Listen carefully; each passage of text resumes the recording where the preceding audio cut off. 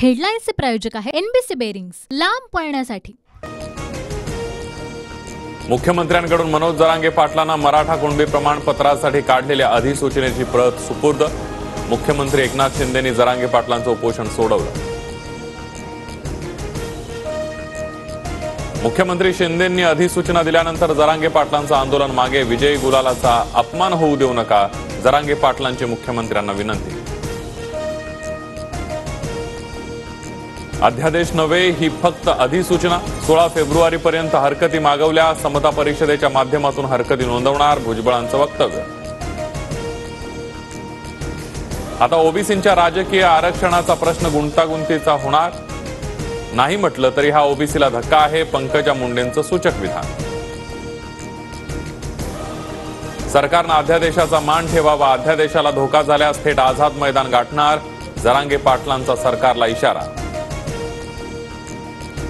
राज्य सरकारकडून कुणबी प्रमाणपत्रासंबंधी काढलेल्या अधिसूचनेविरोधात कोर्टात जाणार, गुणरत्न सदावर्तेंची घोषणा। मुंबई पोलिसांनी गुणरत्न सदावर्तेंच्या घराबाहेर सुरक्षा वाढवली। सगळे सोयरेंची व्याख्या बरोबर नाही, शिंदेंकडून जनतेची दिशाभूल। घटनातज्ञ उल्हास बापट यांची टीका, तर सरकारच्या अधिसूचनेला कोर्टात आव्हान देता येऊ शकतं, घटनातज्ञ उज्ज्वल निकम यांचाही दावा। जात शपथपत्रानं नाही तर जन्मानं येते, सगळे सोयऱ्यांसंबंधीची अधिसूचना कायद्याच्या कसोटीवर टिकणार नाही। ओबीसीमध्ये आल्यानं ईडब्ल्यूएसचं आरक्षणही गमावलं, मंत्री छगन भुजबळांची प्रतिक्रिया। राज ठाकरेंकडून ट्विट करत मनोज जरांगे पाटलांचं अभिनंदन, सरकारनं तुमच्या मागण्या मान्य केल्या, आता आरक्षण कधी मिळणार हे मुख्यमंत्र्यांना विचारा, राज ठाकरेंचा टोला। सरकारच्या निर्णयाने ओबीसींच्या आरक्षणाला धक्का नाही, बबनराव तायवाडेंचं वक्तव्य। तर मराठ्यांना ओबीसीचं आरक्षण मिळालं, सरकारने ओबीसींच्या पाठीत खंजीर खुपसला, प्रकाश शेंडगेंचा आरोप।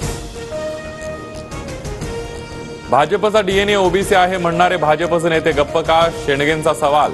सरकारच्या निर्णयावर देवेंद्र फडणवीस, बावनकुळेंनी भूमिका जाहीर करावी, प्रकाश शेंडगेंची मागणी।